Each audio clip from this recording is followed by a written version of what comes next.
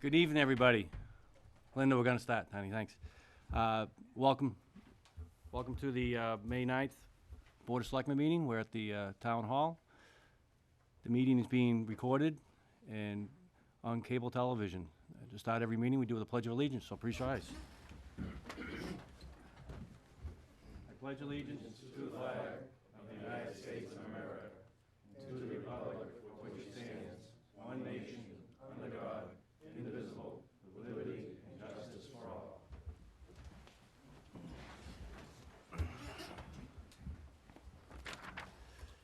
We got a full room tonight. First item on our agenda tonight is Chief Breen is going to talk about his first responder and at-risk program he's going to be instituting. And Chief, welcome. Good evening. Thank you for having us. A couple of weeks ago, we had a press release or a press conference at the Merit Room, and I'm just here to present it to the board tonight. We have initiated the ERIN program, which is the Emergency Responders Information Network. Let me first explain the genesis to how this came about. We had a meeting probably back in January, February, with Chairman Crawford, Town Administrator Jim Boudreau, myself, and Fire Chief Mark Tatro, and also Dan McIntyre. April was Autism Awareness Month, and so we wanted to determine what we could do to raise more awareness for that. While speaking to Dan, I became aware of some issues that were out there, that there was some certain types of stimuli that affected people within the autism spectrum disorder. So there was some positive stimuli and there's some negative stimuli. It became apparent to me that we had a void within the responders from the Linfield Police and Fire Departments when we respond to these houses. So one of the things that I believe we had a problem with was the fire and police personnel were unaware of what these stimulations can do to people within the spectrum. So I'm going to introduce Dan in a little bit, and he'll explain what some of these the stimuli are. And some of them are positive, but some of them are negative and can cause reactions such as bolting, hiding, and also physical aggression. So we initiated this program, which allows us to have information shared with us on a voluntary basis by parents and caregivers of people within the spectrum. And they can give us information such as what their son or daughter prefers to be called, some of the things that they don't like to have happen to them. And I'll explain some of those right now. We have some of the things that can really have a negative reaction by the persons within the spectrum are certain sights, sounds, and stress. One of the things that some of them do not like to have is to be touched. And one of the first things that the first responders do in an effort to show compassion is to walk in and perhaps put their hand on them or around them. So Dan's going to speak a little bit more about that. But before he does, we decided that not only could we create some type of a program where we could have this information available to the dispatchers so that when our first responders are en route to this to the scene, they can be given this information and know what they should and shouldn't do. So parents and caregivers have the option to share that information with us. And since we presented this, we've had a lot of parents come forward, some of them during that initial press conference, but many after as well. And the other thing we've learned is that it's amazing how little the opportunities for training are for first responders. I've been in law enforcement for 32 years, and I've had absolutely no training in special needs or autism spectrum disorder. There's very little out there.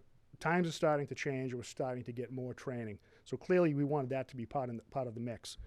And then recently, after speaking with Dan and some others who live in Linfield and who want to be part of this, we learned that there's also a void with some parents and caregivers not knowing what is available to them, what they can have for both government and social service agencies that can offer services that are available to them, some at no cost.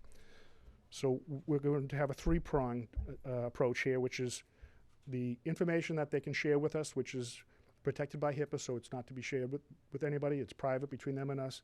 That information can also be changed at any time. It can be amended. It can be vacated.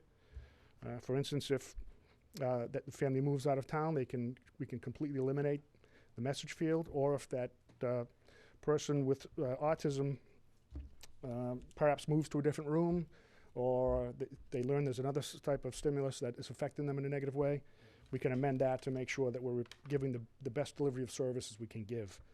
So I'm just going to introduce Dan McIntyre, let him explain to you. I've learned a tremendous amount about autism, but there's so little, just touching the tip of the iceberg. There's so much to learn about this. So Dan, if you could please just take this. Thanks, Chief. Hi, thanks. But basically, first and foremost, what I'd like to say is that the attention to this has been unprecedented. I approached you, Phil, back in January, and there wasn't a moment's hesitation from anyone in the town of Lynnfield. And what we're developing in this errand system is only second to the city of Boston in a thing that they have had for 9 or 10 years called North Star, and it's that same type of thing. It's a voluntary on the part of parents and caregivers to give information that's pertinent in the case of an emergency that a parent or caregiver would be able to give if they were able to do that. Little subtle nuances like little Janie likes her Dora doll. Or hypothetically, in the case of my son, he's very fond of YouTube videos. So in a stressful situation, an emergency responder can come in the house. God forbid it's not a huge emergency, but they can be loaded with this information walking through the door. It has great potential in that regard to not only be able to help a situation in a stressful situation, but also drive costs down. You're not sending the cavalry into a situation and having to have a determination of what's going on, when in fact, as Chief mentioned, one of the things that a father or a grandfather or an uncle is trained is caring and touching, and now they may make a situation even worse. The other part of it is that we want this to not only start in the autism field, but it's got great potential to expand throughout town. As you know, we have 64 units of elderly housing down on Ross Drive, which a lot of the families are helping out with their parents there, and they may have some special situations. They may be hard of hearing, they may have diabetes, that they might go into a little shock here and there, and it just gives first responders an opportunity to have a leg up. And again, it's voluntary. The information could be amended in any way and at any time. And then the third thing that we noticed and we identified is in addition to the apartment complexes in town that may or may not have a young adult or an adult with autism living there, we also have the great benefit of Market Street. At any one given point, there's 20,000 people floating around up there. Most Saturdays at Starbucks, I'm not only in line with regular patrons, but my son, who's 19 and autistic, is there with a couple of his own peers that may not necessarily be from the town of Lynnfield. So it gives the first responders not only the educational opportunities for Lynnfield residents, but our guests. Other than that, the other great advantage to it is that it as Chief mentioned, a lot of this information is confidential. It starts at the school level. As you know, a lot of these educational benefits are in a thing called an IEP, and that's a very personalized and it's very confidential set of educational processes in the school. This allows the parents and the caregivers to volunteer this information on a limited basis, and it's just the wants and the needs. So it's just giving everybody an opportunity to do well. In addition to that, as I said, Boston is the only other community in the state and the Commonwealth that's doing this thing. We hope that it'll be a good example to initially our neighbors in the surrounding cities and towns throughout the county and then perhaps the whole state. Great. Thank you. Thank you. I appreciate it. And Dan, thank you for bringing this forward and bringing it to our attention. And Chief, I appreciate you stepping right in, and along with Chief Tatro, and really taking the bull by the horn and seeing what we can do to accommodate this. Because it's not just about autism, it's about any person in the town. And like I said, and our guests that might have any issues that we should know about when going in.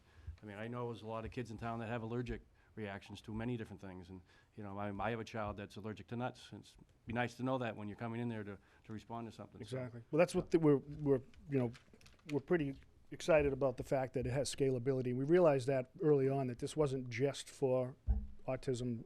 This could be expanded to, as you said, Alzheimer's patients, Yeah. those with severe allergic reactions.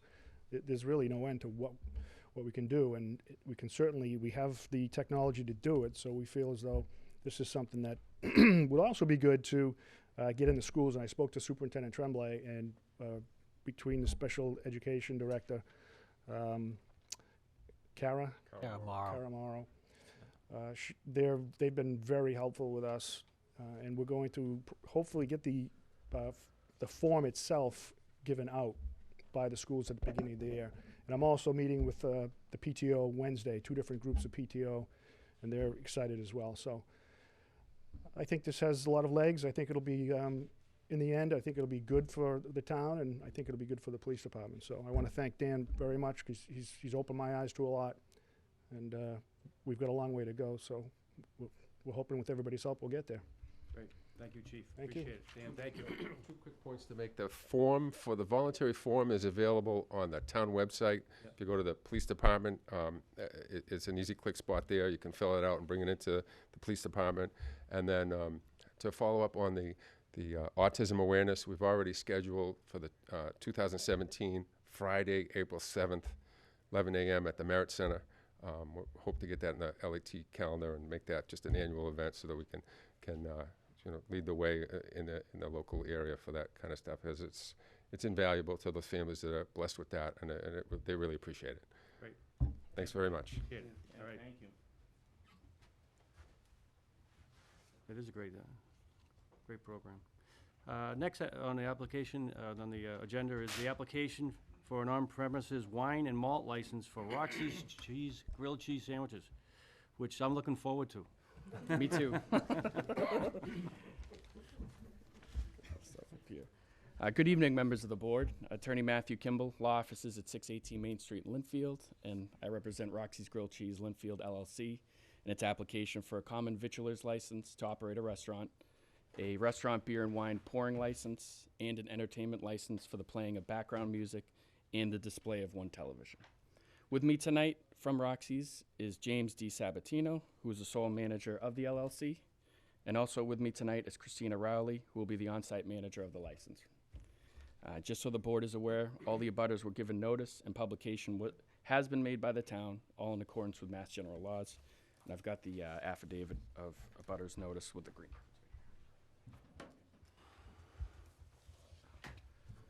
Roxy's Grilled Cheese will be serving a variety of grilled cheeses, along with sandwiches and some side dishes. It'll be located at 1205 Market Street in Linfield. It'll be between Wagamama and Auto Pizza, right in that area where that little park is, and Starbucks. The restaurant will have a footprint of about 1,161 square feet. There'll be seating for 36 guests in the interior of the restaurant and 30 guests in the enclosed patio area. And both those areas will have food service, beer, and wine service. Access to the restaurant will be through the enclosed patio area, which is located at the front of the restaurant. And just so the board's aware, there will be a clear view of the patio area from the interior of the restaurant, which will be monitored by the staff. I know that the board is always concerned with noise generated by any of the restaurants at Market Street, so my client agrees that any music that it can play will be played at appropriate levels. I know that I'm not exactly sure if it's Market Street who controls the noise. I think a lot of times it's actually them who controls the volume, but if my client ever does, they understand that they'll keep it at the appropriate levels. I know with other past applications, there have been concerns about deliveries being made at the proper times, and they also agree to do it in accordance with the Market Street Operating Development Agreement. And they hope to open this summer, so get ready. I'd like to now discuss Christina Rowley's background, as she will be the on-site manager of the beer and wine license. Christina worked for Boloco for over 9 years as a general manager and in the human resources department. And for the past year, she's been working at Roxy's Grilled Cheese in Alston. And at that location, beer and wine is served. So she has experience in that. Both Christina and James are both certified in tips, serve safe, and allergen awareness. And all their managers will also be certified in those areas. And one other note, only 5% of Roxy's revenues will be generated from the sale of beer and wine. So it's obviously not their main source of income, but it's still an important source of revenue for the restaurant. Roxy's is currently operating in South Boston and in Alston. The South Boston location is a smaller location which does not serve beer and wine, while the Alston location does have beer and wine service. Just so the board's aware, there haven't been any license reprimands or suspensions with that location. Roxy's also has two food trucks that operate near Harvard University. And if you're interested, you can rent them for corporate events and parties. So sounds like a good idea to me. So as you can see, the applicant has plenty of experience operating restaurants, and the character is more than fit to operate and hold a beer and wine license. So unless the board has any questions for James or Christina, I request that they approve the common victualer's license, the beer and wine pouring license, and the weekday entertainment license. Well, thank you, Attorney Kimball. I appreciate it. No problem. Of course, our main concern up there is, particularly when you're serving alcohol, is that you are tip certified and you are trained in recognizing anyone that may not be ready to be served or came in. We've had a couple issues with other vendors up there that somebody's come in drunk already, and you have to be able to recognize that also. So not only serving your own patrons, but watch when they come in, because that seems to be the couple of cases that we've seen where it's been a problem. But beer and wine, it's not hard alcohol. Like you said, it's not a big part of your business.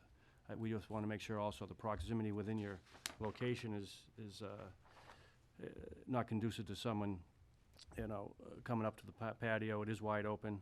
We do have a blueprint of your establishment that you're going to build out. As far as the exterior walls, what is that going to be? A plexiglass type of wall? The exterior walls Of the patio. Yeah. Of the patio. That's gonna be probably wood, like fenced in. Yeah, a fenced-in permanent type structure? It's Yeah. permanent structure. Okay, great.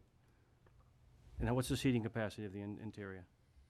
36. 36? And 30 in the and patio. outside? 30 in the And patio. out 30? Yep. Okay, great. The other issue, obviously, is noise. We want to make sure that noise doesn't spill out too far beyond your own establishment. You are squeezed in there in a tight little area there, so you have autos on one side. Who's on the other side? Wagamama? Wagamama? Yep. Yeah, so you'll I'm sure they'll let you know. But I can't imagine that you're going to be putting any more music beyond the local music, because they have a pretty good sound system there. Yeah, it's pretty loud. That's on all the time. We always are respectful of the neighborhood that's across the street, so we want to make sure that doesn't spill out too far beyond the boundaries. Other than that, you mentioned deliveries. To be sure your deliveries are within the time frame. We don't need the biggest part of the deliveries are the backup noises. In off hours. So the trucks are beeping and they're backing up. So that's the big thing. But I certainly don't have any other questions. It looks like it's laid out nicely. Did a nice job, Matt. Anything, my board members? No. Very straightforward. No? Okay. I'd take a, So these would be two motions? Yeah. oh, okay. Any comments from the public? No? None there? I would start with the malt and beverage license for Roxy's. Take a motion to approve the malt and beverage license for Roxy's Grilled Cheese LLC, Linfield LLC. I'll make a motion to approve an application for an on-premises wine and malt license for Roxy's Grilled Cheese, Linfield LLC. Second. All those in favor? Aye. The second part is the common vic license. We have 3 licenses, correct? 3 total, Okay, yep. gonna do all 3. I'd also take a motion to approve the common victual license for Is Roxy's. that divided up into the entertainment license? Yeah, we'll do 3. All right. Make a motion to approve the common victual license for Roxy's Grilled Cheese, Linfield LLC. Second. All those in favor? Aye. And thirdly, the weekday entertainment license. I'll make a motion to approve the application for a weekday entertainment license for Roxy's Grilled Cheese, Linfield LLC. Second. All those in favor? Aye. Thank you Great, very much. thank you. Best of luck. Good evening. All right. Thank you. Thank you.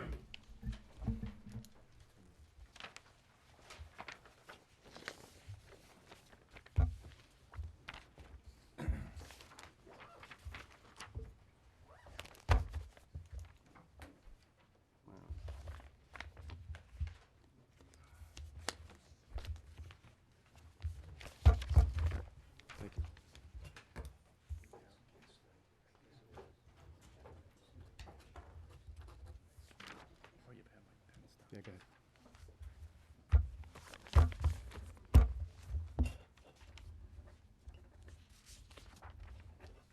Great, thank you. Pass that along. Okay, next on the agenda is the formation and interviews of for the War Memorial Committee. Let me take that.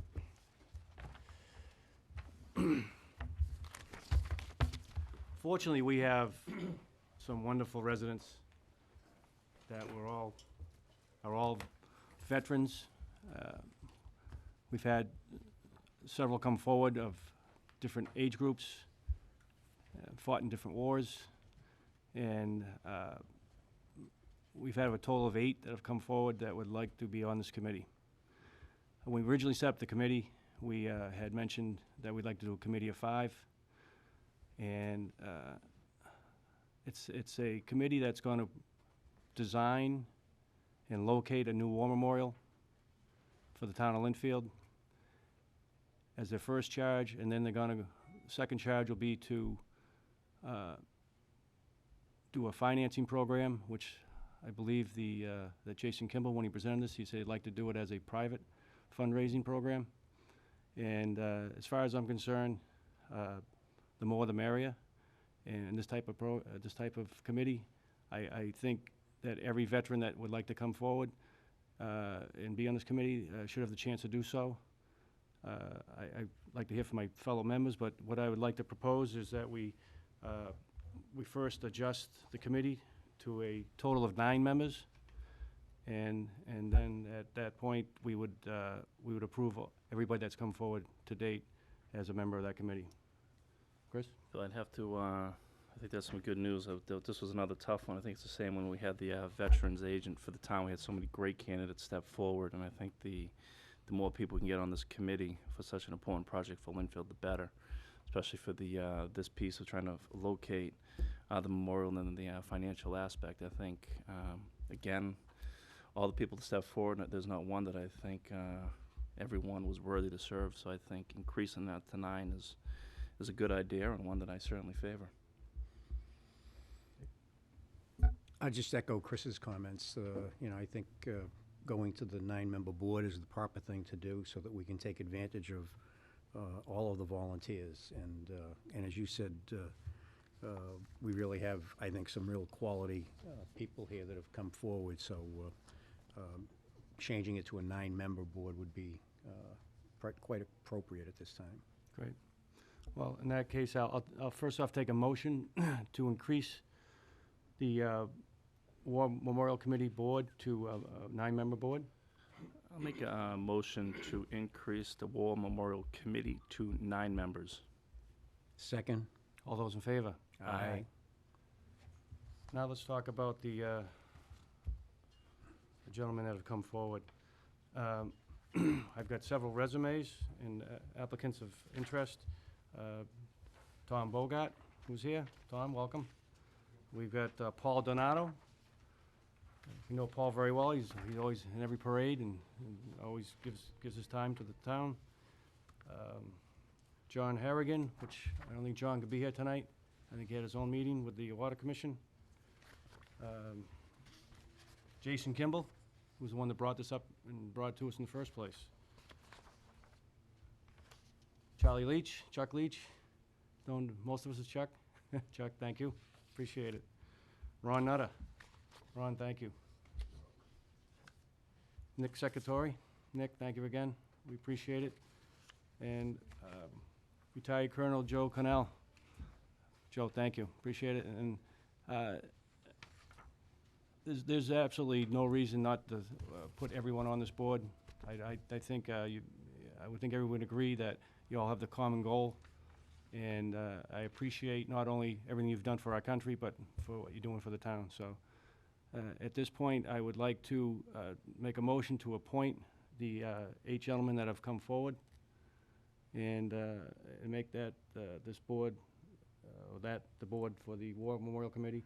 And then we'd also have Bruce Siegel, who is our veterans agent. He would be the 9th member. We'd like to have an odd number in case there's a, a vote that's going down the middle. So I would take a motion to appoint the 8 members that have applied, and with Bruce Siegel as a veterans agent as the 9th member. So moved. Second. All those in favor? Aye. Aye. Gentlemen, thank you very much. We appreciate it. You can obviously convene when you want. Does this board also have to do the ethics with Trudy? Yeah, you have to see the town clerk. And again, the initial charge would be the design and the location of the War Memorial, in which, you know, we will have you come back and tell us later. And then we'll talk about after that about the fundraising part of it, and that's the second piece that you would have to go forward, and obviously the design and location is going to determine the cost. So we'll talk about that later. But thank you very much. I appreciate everything you've done and what you will do. So thank you. Thank you.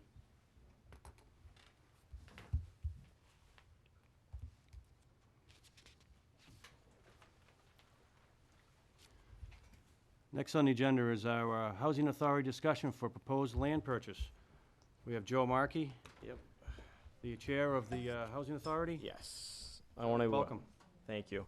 I want to welcome, thank the board for fitting me in on the agenda tonight. Thank you, Selectman Crawford, and I want to thank the town administrator Jim Boudreau for meeting with me to go over this grant, and thank Selectman Barrett as our liaison to the Housing Authority. He's been very accessible and a great wealth of knowledge for us.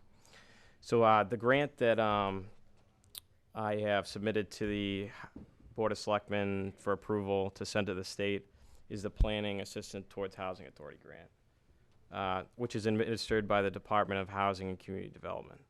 The goal of this PATH grant is to increase the supply of housing across the Commonwealth for a range of incomes by encouraging community-based planning activities that will lead to direct housing production.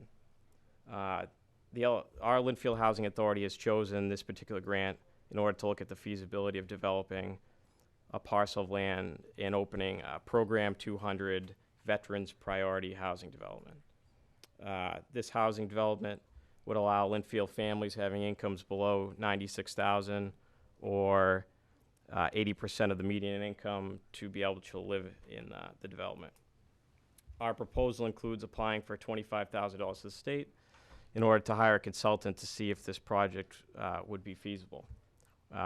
What the grant would be used for would be to hire a consultant to do some site analysis, financial feasibility analysis, hire an architect, and see if this project would be feasible. Not many people in Linfield know we have a housing authority, but it was created in 1972, and it was chartered to provide affordable housing within our community to those who are underserved. Right now, we serve over 100 people and have Project 4001 elderly housing and 689 disabled housing. As you know, Linfield is very built out right now. Almost all new housing will come in the form of replacement construction rather than fresh new housing. The Housing Authority will utilize this grant to study what resources are available through legal and financial means to ensure that it remains helpful and a relevant member of the discourse on what Linfield should look like in the future. Does the board have any questions? Well, thanks, Joe. I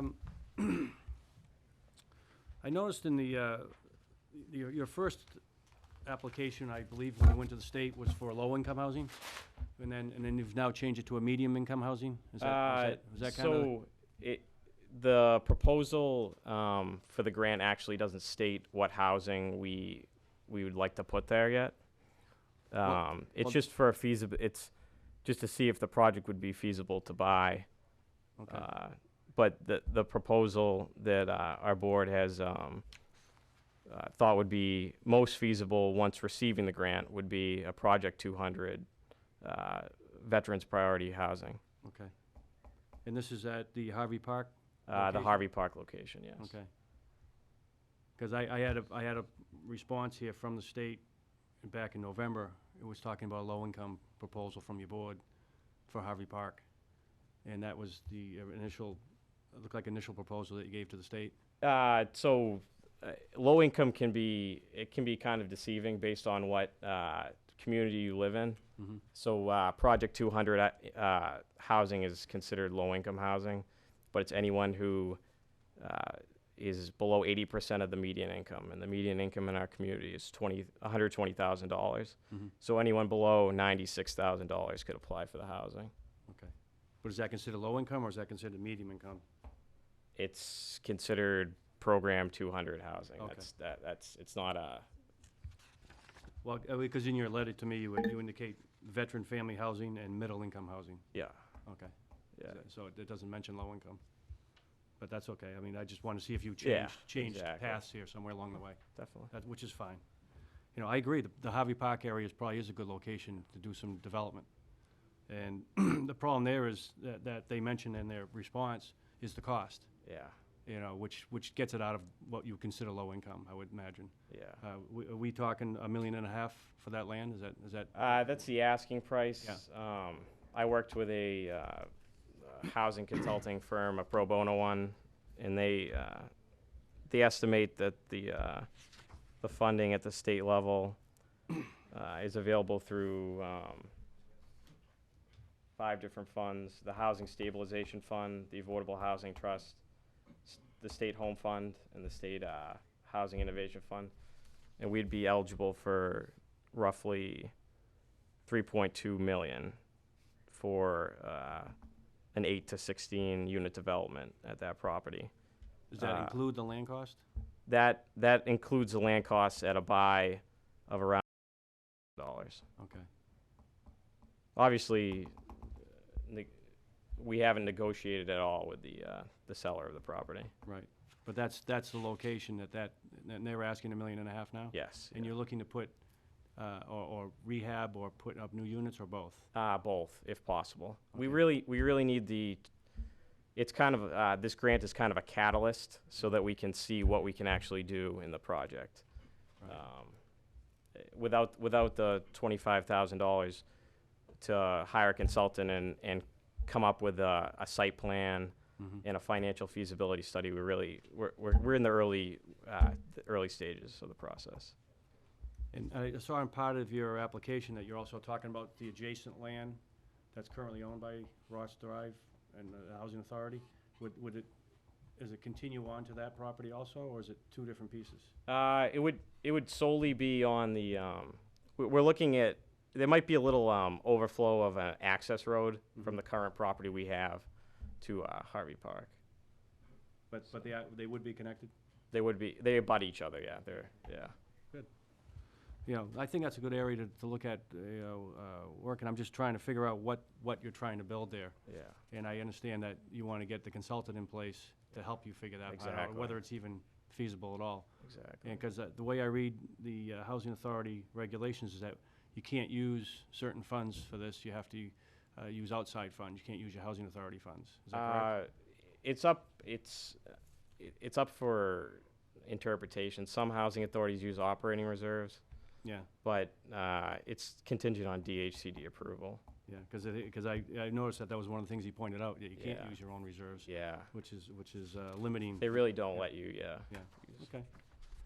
Do you have any questions from the board? No, Joe, I just want to thank you for your work you've done on the Housing Authority. You've done a great job. Really, certainly have elevated that in the community, so thank you for that. So I just want to emphasize, what you're applying for is similar to that library grant that we put forward. It's just state funds to look at it. Yep. So there'll be input for the neighbors, still input for the community to kind of discuss and look at this. There'll be no financial impact on the housing authority or the town. Okay. And what type of housing is there right now? Is it multifamily? Is it single family? That's currently at the Harvey Park location. Yeah, but those It's, multifamily. What is it? multifamily, yeah. For the multifamily Yes. there right now. And I think the veterans piece, I think if you could somehow keep that within the proposal. I really like that, to give them an opportunity, especially the veterans coming home from certainly combat areas around the world, especially Linfield kids. I think that's great. So I applaud you for that, if you can keep that in the grant. So thank you. Dick? With a lot of these grants, sometimes town like Linfield, because of its affluence, gets pushed down on the list. Yeah. What kind of feedback have you gotten on being successful at this? I've gotten pretty good. I mean, towns like similar to us have received the grant. Swampscott has received the grant. Mashpee has received the grant, and then some larger cities have received the grant. But there's $600,000 annually to be allocated for the grant, and each year the state has not allocated all that money. So hopefully we'll be a good candidate. Is the grant available no matter what the cost of the project is? They offer this grant regardless of the project you're looking at? I assume so. There's no the grant application is very broad. When you looked at it, it's kind of tell the state what you want to do, and then they either give you the grant or they deny it. There's no real. It's not like there's some other grants like CDAC grants and the Home Loan Bank of Boston have federal grants for federal housing, and those are very detailed in what they want in the grant. So, and this grant's only a year old, so. Well, I noticed you had mentioned several other grants you're going to be going after. Are the other grants for the financing of the project if it does go forward? Is that So we're going to talk before the North Shore Home Consortium, because they'd be a key player. So we're going to be applying for a grant through them, and we're going to be applying for a mass housing grant to work with them. Great. And what kind of funding do they offer the town? It's not the town. Or the housing? The house. It's the mass housing grants $15,000, and the North Shore Home Consortium has, I want to say, $750,000 a year to allocate to any towns on the North Shore. Right. And Peabody Housing Authority gives out those grants. Oh, they do? Yep. Oh, good. Good. Well, I would like to see an updated application. I think some of what you gave us before, or at least what I saw before, had your old information on it. Definitely. Yeah. If you can bring in an updated one? 'Cause I know it refers to Eva Foley and there's a current director who's not there. Yeah. Yeah. Could you also tell me where you are at and the reformation of your board and the possibility of when you might have a new director? So we actually hired a consulting, an executive director search consultant, D&V Mainsail, and the owner of that was the past president of the National Association of Housing and Redevelopment Officials, Rick Galecko. He's a very reputable person, and we've received a number of resumes, and we're going through the hiring process. I don't want to put a timeline on it because you know how interviews can take a lot longer than scheduled. Well, you've started that process. Yes, It's in the works right now. Yeah. That's great. Yeah. I'd like to see to get the board put back together. And, Yep.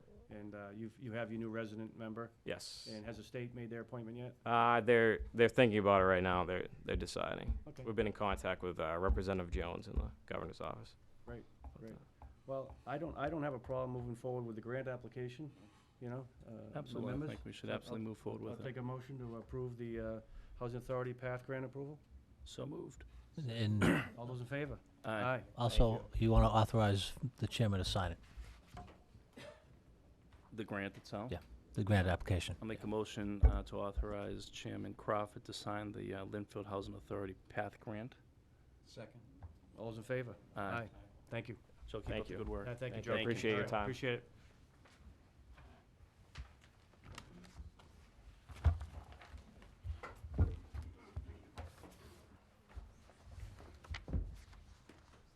How to do my agenda?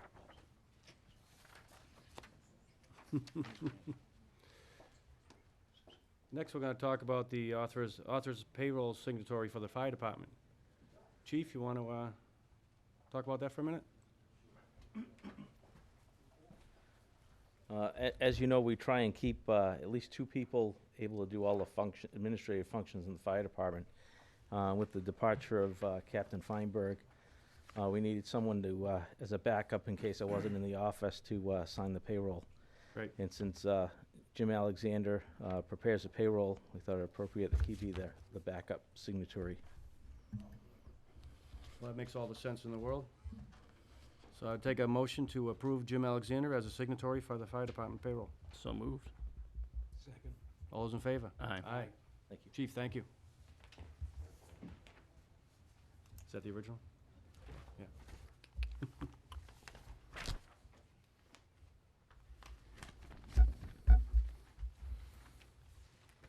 Next on the agenda is the approval of voting machines. Trudy, I imagine you want to talk about that? Not unless you want me to. I was hoping I provided you all the information you need. Okay. Jim, you want to go over that quickly? Very in-depth. I can. All right, Trudy. All right, well, no, we'll have Jim do it. I mean, basically, this is a mechanical process for the board. The state requires the board to authorize the use of new voting machines. We authorize the purchase of those voting machines, the capital at town meeting. Our voting machines are how old? Linfield's been using them since 2008. So that's kind of old and electronic. So Trudy's buying 4 new voting machines. I think they have to be approved by the board at least 120 days prior to the election in which they're going to be used. So time is getting to be of the essence. Trudy laid out the statute, what she wants to do, who she wants to award it to, and she's here to answer any questions. She's recommending that the bid go to LHS Image Cost for 4 new voting machines to be used at the next town election. Great. Was there a particular reason you chose that vendor? I'm more familiar with them, and I've worked with them longer, Yeah. and they're more local than the other vendor, so they would be easier to access if we needed them in an emergency on an election day. Great.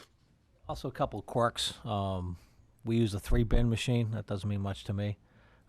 But ES&S is a 2-bin machine. The state has not authorized 2-bin machines. They'll provide us with the 3-bin machine, but it's not their standard machine.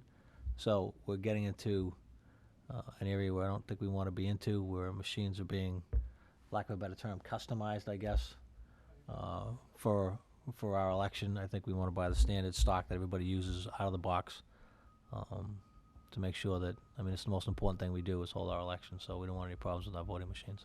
The 3-bin designates where the ballots go to once they go through the tabulator. Yep.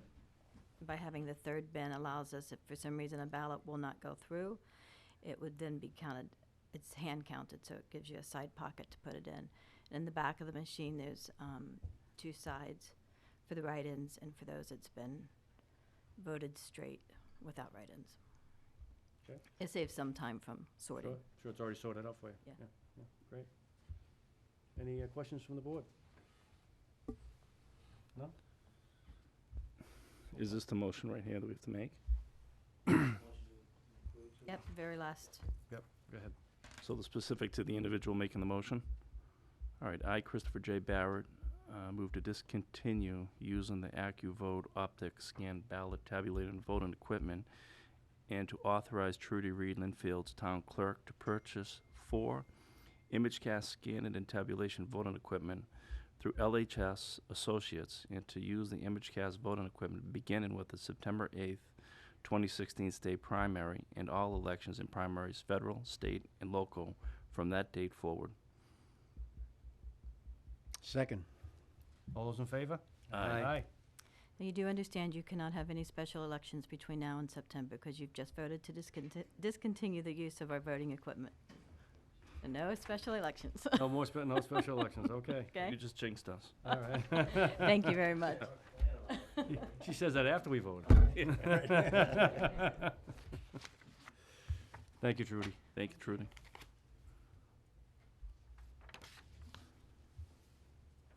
Next thing we have is the request for the Finance Committee and Fields Committee member for exemption under Mass General Laws, Chapter 268A, Section 20B, Capital Facilities Advisory Committee contract. I assume this is Mr. Priestley. Yes. We've also given the same exemption last meeting. I certainly don't have any issues with it. Anything else, board members? Nope. No? Nope. Well, I'll take a motion to approve the exemption. I'll make a motion to grant the request by Finance Committee and Fields Committee member Bob Priestley for exemption on the Massachusetts General Laws, Chapter 268A, Section 20B, Capital Facilities Advisory Committee contract. Second. All those in favor? Aye. Thank you. Next is the appointment of an assistant building inspector.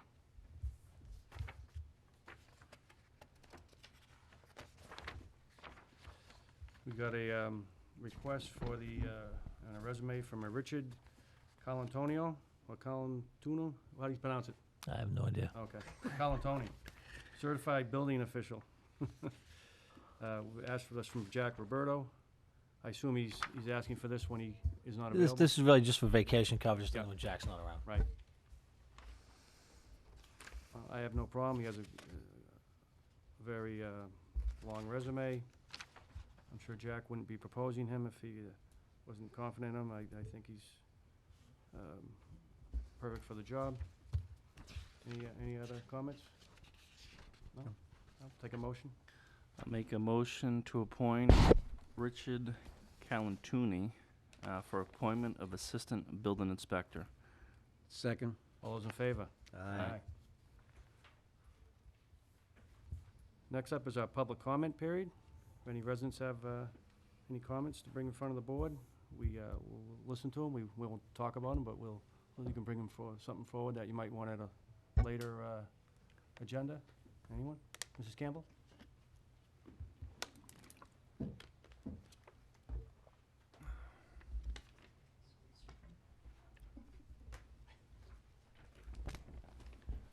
I'd like to know about something that I brought up before, what progress we're making with performance evaluation for our employees. I brought it up several months ago, and Jim said he was working on it. Oh, we can bring it up another time. This isn't a discussion period. If you have something you just want to bring on to our Okay. attention, we will. Well, it's not a I'd like to discussion see some follow-up to my request for performance evaluation, which is needed when we increase people's salaries. It should be based on evaluation. Thank you. Anyone else? No? Mr. Perry?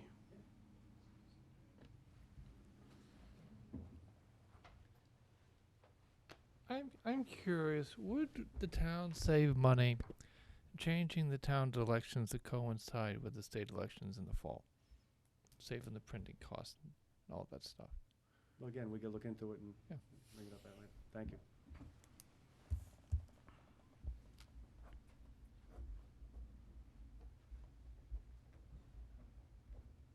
Great. Well, at this point, we have no facility use. The only other item I have on the open agenda is a approval of the April 11th minutes.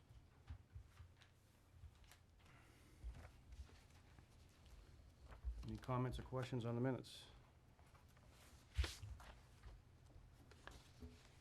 I'll abstain from voting since most of that meeting I wasn't present or Okay. elected to the board at that point. That was the day you were Right. paneled, okay. Chris? Nope. I'll take a motion to approve the minutes for April 11th. I'll make a motion to approve the minutes for April 11th, 2016. All those in favor? Aye. Thank you. At this point, we're gonna go into executive session under Mass General Laws, Chapter 30A, Section 21A3, to discuss collective bargaining strategy for which an open discussion may adversely affect the town's negotiating position. We have to take a roll call to go into executive session. Mr. Barrett? Yes. Yes. Yes. Mr. Dalton? I thought you were going to call my name. I was going to. Let's try to remember what it was. I've soon And forget. I for me. So we'll end our open session and go into executive session. Thank you for being here tonight. Thank you. Yeah.